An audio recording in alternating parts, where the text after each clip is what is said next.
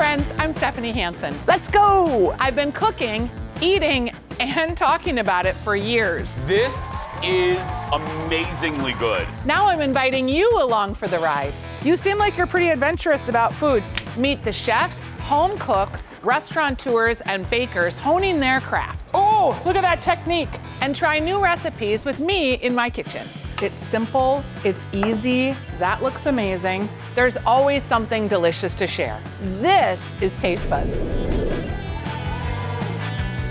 Taste Buds, it is spring, it is gardening season.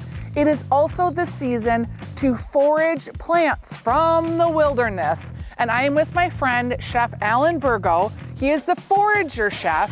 We're gonna go out, we're gonna forage together, we're gonna grab a bunch of greens, and he will also cook for us. And then we're going to my house and we're gonna make my very easy mushroom pappardelle sage pasta, because if you ever get mushrooms at home, you have to make them with pasta. It is so delicious. Let us go and find Alan, because you guys are gonna die when you meet him. This is like my dream day. Let's go, Taste Buds. Okay, I know these have not been chemically treated because we're out at an organic farm, and you can eat dandelion greens, and sometimes you would find these in your box of greens from the farmer's market. Alan! Can we just talk about your coat a minute?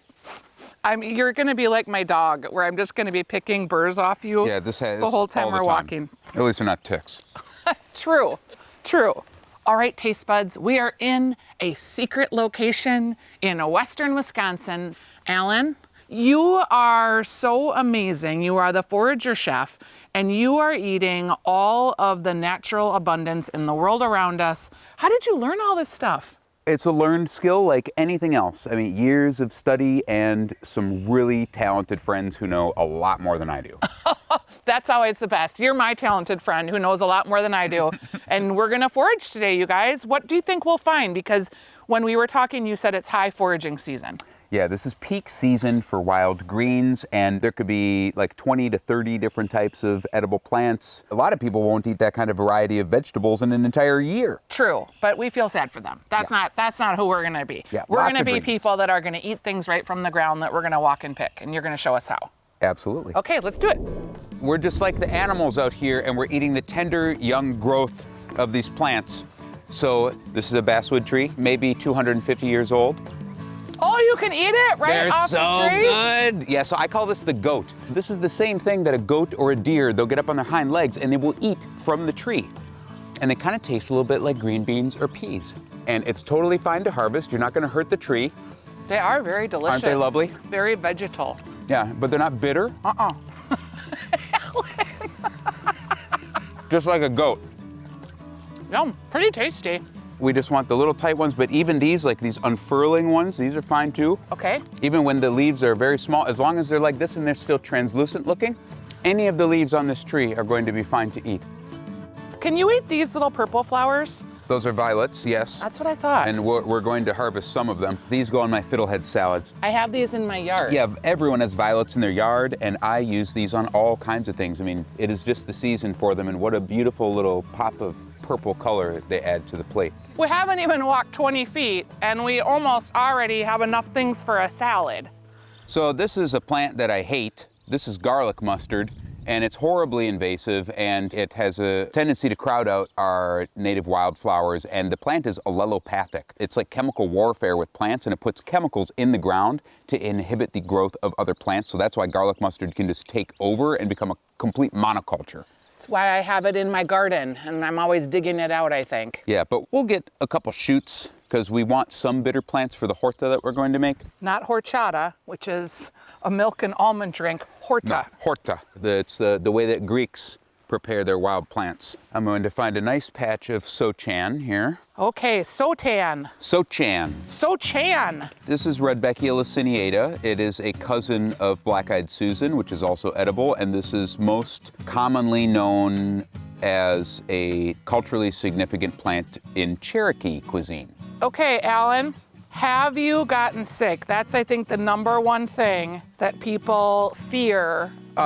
Never with plants. With mushrooms once, but it was not the mushroom's fault. It was my fault for undercooking it. Here's a cool one. This is toothwort, and it is a brassica. Oh, like a broccoli or a cauliflower. Do you like horseradish? I do. Love. Then you'll like it. So the roots actually of a larger species that can be found a little bit south of us, you can grate and make into horseradish. So this will add another little bit of a bitter. It's gonna be flavor. like really nice flavor when it's cooked. So here we can see these are all ramps. Wow. So what happened here is that cows from the dairy farm grazed these hillsides and they ate all the plants. And then the ramps, they make their seed heads in the summer. So when all the plants have been eaten, the ramps have free reign and you get this basically monoculture, lovely monoculture, a phrase that I don't use very often, of wild leeks. I've never seen a patch this big and this myself. is peak season. This is peak season for ramps. I'm just gonna take a few leaves from each cluster. I'm never going to remove all of the ramps from within a hand span. You know, stinging nettle is edible. I really hate those. Oh, wait till you taste them. This is wood nettle, and the stingers are way worse than stinging nettle. We'll just break it where it's tender, and there's our little wood nettle shoot. Okay. And the flavor of these, if you steam them, it is like eating a mouthful of apple blossoms or something. It is unbelievably interesting. So good, delicious. So you're planting native species in your garden so that you can walk right out your door and have things. And just to have them around, they're like, all the plants are like my friends. I wake up and I look out my window and I can see the little angelica and the cow parsnip and the ramps and the sochan growing. It just makes me feel happy, like all my friends are there. That makes my heart happy too. Every year I look forward to seeing my friends again. I have a friend every year that has Concordia grapes. Concord grapes. Yeah, Concord, that's it. Not the college. This is a fun plant. This is Gallium triflorum, also known as sweet scented bedstraw. So this is the plant that I call wild vanilla. Okay. And it's hard to smell like this, but it contains coumarin. Coumarin used to be used to flavor Mexican vanilla. So I take the plant and I dry it out, or you can use fresh. I cover it in alcohol, I let it sit for a month, strain it out. I haven't bought vanilla extract in like 6 years, and it's a lot more interesting. Alan, what is this cute little flower? Oh, that is spring beauty. Gather a bunch of those and we're gonna put those on our salad too. This is mitsuba, that's Japanese parsley. This is not dew. The guttation on the leaves, you can see how it's concentrated on the edge of the leaves. That is a secretion from the plant, it's not dew. Plant secretions. I found the fiddleheads. We want them like this. We want a tightly coiled crozier is the term. Okay, and if we cut that off, then that won't reproduce this year. Yeah, so we're never going to take all of the fern stalks, but that also isn't usually a problem because these, we're only taking, 1, 2, or 3 from a whole cluster, and it's fine. Oh, look at these big ones. Oh, yummy. Oh, look at that one. Okay, this is like, I knew this was gonna be like a moment of my life. Like, I've always wanted to forage with someone as smart as Alan, and as fun and as kind is like my dream. It's special on fiddles today at the grocery store. Everything's free. Alan, you must save a lot of money on food, Yes. because you're just eating from everything that's outside. Yes, I do. Yes, yes, yes. Oh, look at that guy. Oh, man. I don't know if you can hear how excited Alan is. He keeps saying, yes, yes, yes. Yes. Oh, yeah. There's some other ferns here. One of these ferns looks like food.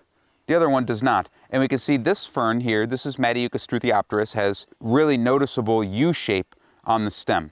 And this one has one, but it also has all this stuff going down the stem. It is a slight U shape, but this also just doesn't look like food. No, it looks like ants on a log, and Yes. you wouldn't want to eat that. Okay, we can go back.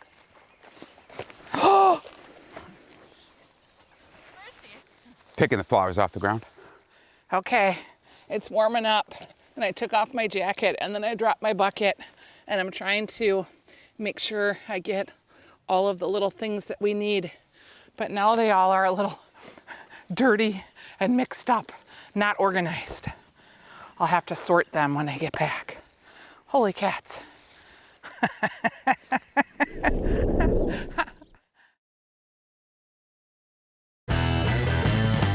All right, Alan, we've assembled all of our ingredients and brought them back into this beautiful farm space, and you are going to show us that we can actually cook with the things that we foraged. Absolutely. What are we going to make? We're gonna make my favorite fiddlehead salad. This is probably my favorite way to have the fiddleheads. The whole thing is edible as long as they're tightly coiled. So we cut the stem into bite-sized pieces, and these have just been blanched for 2 minutes and not shocked in water because that can make them discolor. We'll take a little bit of salt, and then I have a little bit of dill and mint. You could use your favorite herbs, but you want to use soft herbs here. We're not going to use rosemary or thyme. Okay. Then we're going to take those beautiful little basswood leaf clusters. I can and we're already gonna- smell. We're going to toss those in. The ones that I didn't drop out of my basket on the ground. Yes. And then we're going to take our mitsuba greens. It's a lovely little green, and the stems. A stem mitsuba green. It's like a parsley stem. And we just put the whole leaves in there. And then we're gonna take some of the smoothies, Don't sunflower you love oil. them? I love They're the the smoothies. best. I know, they're the best family. We'll add Lemon. a little bit of fresh lemon. And then the key is we just taste and season until it tastes good to us. Give it a try. That's delicious. The fiddlehead fern is acting like a little sponge for flavor. And we put it into a bowl. And one of my favorite parts about spring is that nature really provides the beauty here. What we have to do is really minimal. A little spring beauty. Do you talk to your food? Yes, I do too. talk to my food and my cat at the same time. And there we go. Voila, spring. Voila. Spring on a plate. Now we're gonna do our ramp dip. So this is just something that I made before. It's a roasted jalapeno cream cheese ramp dip. And we're just gonna cover the top with all of the violet flowers. That looks super delicious. There's 12 ounces of ramps in 2 cups of dip. Oh. So it's a whole bunch of ramps. So you get the fresh, warm flavor, and then you get the sweet flavor of the cooked greens together. That's a lot of ramps. It is a lot of ramps, because that's how we do. I love the yellow of this, the fresh dandelions, and we'll sprinkle. The flowers, they give you such a nice pop of color. Whenever we say ramp, Stephanie and I have a habit, Stephanie's my radio partner, of saying it like people in the Midwest say bars. They go bars, so we say ramps. Ramps. We've got ramps. Oh, look at, you're really loading it up. I love it. I love the garlic breath. Okay, all right. Wow, It starts out hot, but then there's a little bit of sweet. that's fantastic. One of the best tastes of spring to me. Oh my gosh, I could just eat all of that. We're moving on to the horta, which is, I got it right? Yes. All the greens that we foraged today. And I do love like stir-fried greens, like I love Swiss chard, I love kale. Are we doing something kind of similar?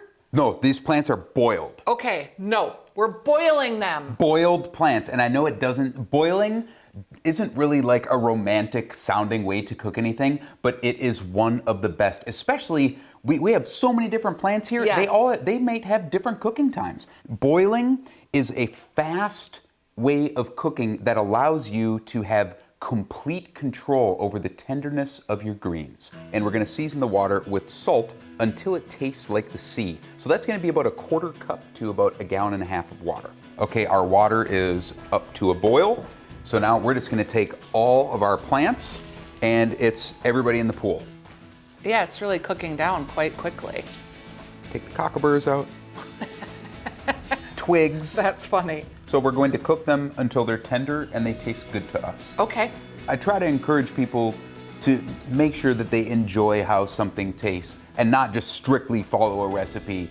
That's a chef way of looking at things. Sometimes the home cooks, we're just trying to get it right.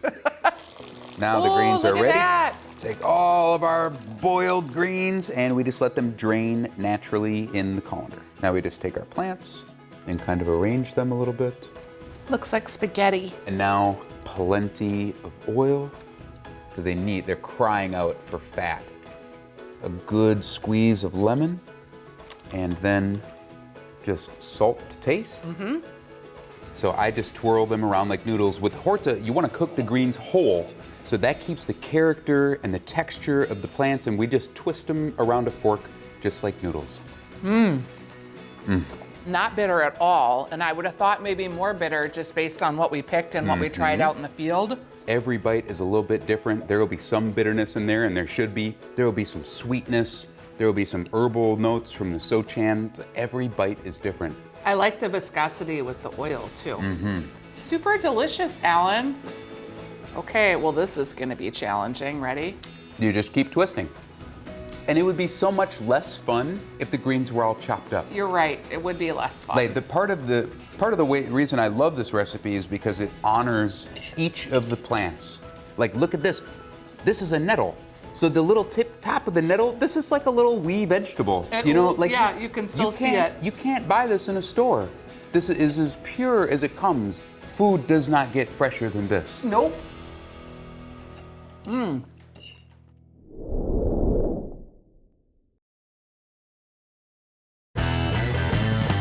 All right, we are moving on to Morels, and we didn't find these on the property today. You find them in oak forests, right? And woody places. That depends on which type of morel in Minnesota we're talking about. So the common morels that we have in like the southern portion of the state are gonna be with dead elm trees, dying ash trees, dying cottonwood trees, dying and old apple orchards. Why do people pay so much money for them? Because they're one of the best tasting, most dependably good mushrooms in the world. They have an extremely short season, and I just did a taste test the other day with a whole bunch of other spring mushrooms. There is only one morel. And you can see the morels are whole. So I have washed them, but I've trimmed the stem so I can see inside. So we can see, does that look clean? Yes. Oh no, there's a baby snake inside there, just kidding. So just make sure that all the inhabitants have been evicted, and we keep them whole because now all the butter and juices and all the good things in life can go inside of the morel, and we get everything in there. We're gonna do what's called a dry saute. So morels must be cooked thoroughly because morels, they are the state mushroom of Minnesota. They're also toxic raw. Oh, okay. And they need to be completely wilted. A little bit of oil. How did you learn how to cook? Just how everybody else does, trial and error? Learning on the job. The same way that the chefs that trained me learned. And being really curious and passionate and being hungry to learn. Yeah, you might be the most curious person I've ever met. You knew every single name of every single plant. Well, it's a learned skill like anything else. I'm not really good at home improvement stuff. I had blinds sitting on my counter that I was gonna put up, and they were there for like 2 months, and I ordered the wrong ones 3 times off of Amazon. We all have our skills. Yeah, I've sacrificed other things. In with the shallots, add a little bit of wine. Deglazing our pan, getting all those little bits. And now we're going to add some cream. Oh, yum. Never hurt anybody. Nope. And then we're going to add some of my homemade demi-glace. You can buy that in a store, but it didn't look as rich as yours. You can just use a splash of chicken stock. Okay. Boy, that looks delicious. Oh, it's terrible. You won't even like it. So the morels are done. The sauce is nice and thick. It's a really beautifully composed dish with the ramp butter, giving it that green color. You have the toastiness of the bread. Et voila, Morilles à la crème. Morilles à la crème. Wow. The wine with the ramp butter and the mushrooms, they're like way better than regular mushrooms. They're fresher, subtler. The whole bite feels deliciously wild. Alan, I want to come to your house and eat with you every day. Then you brought in your book. I did, I brought you a copy. It's so beautiful. But it's also good just if you have a garden, like you can use whatever plants you have for a lot of things in the book. Oh, this is so great. Thank you so much. It was fun to spend time with you today out at this beautiful farm. Yeah, it was so much fun to have you out. It was a blast. Thank you. It's just so great to be on this farm, to have had the opportunity to cook with Alan. We are now gonna go to my house and we're gonna make our mushroom, pappardelle, and sage pasta, all ingredients that you can find in a grocery store, in case you wanna try your hand at getting a little wild with the mushrooms. Ready, taste buds? Let's go. So I have these R&R cultivation mushrooms. These are black pearl mushrooms. These are the shiitake mushrooms. It's really incredible, all the fresh, cool mushrooms you can get in the store these days. We're gonna start with a little bit of olive oil, and what goes really well with mushrooms, a lot of butter. We've got 2 cloves of garlic. I'm just gonna go ahead and throw the sage. And I've got about 2 tablespoons. And then I'm gonna start sauteing the mushrooms. I just cut these up in a little bit of a rough chop. Just gonna soak up all of the flavor of this butter. Gonna go ahead and get my noodles cooking. Only 2 to 3 minutes here on the noodles. If you want a little saucier sauce, you can add a little bit of the pasta water in with the mushrooms too. 2 tablespoons of sherry cooking wine. Get all of these brown pieces up off of the bottom of our pan. That is al dente, meaning done. I'm gonna drain this and then throw the noodles in with the rest of our mushroom dish. I am gonna add the cheese and a little bit of that pasta water. I'm gonna use about 1/4 cup. I'm using 1/3 cup of Parmesan cheese. I'm putting all of our parsley in and just gonna give it a good stir. Look how bright and fresh. This is our Pappardelle mushroom pasta. Oh, yum. Put a little like fresh sage on there. This dish I like to salt after, and you can use quite a bit of salt. A little bit of pepper, and then a little cheese. Everything's better with a little cheese, right? So simple, so incredibly good. The garlic, the butter, lots of sagey flavor. If you're not a mushroom person, you could do this and just omit the mushrooms, and you could put scallions, you could put wild ramps. You really could just do arugula in there. This is real good. What an awesome episode. Foraging was a total blast. Alan Bergo is just such a good sport to take us out in the woods. If you want more information about what we did today, or you want to get the recipe for this delicious mushroom pappardelle pasta with sage, go to fox9.com/tastebuds. See you next time, taste buds.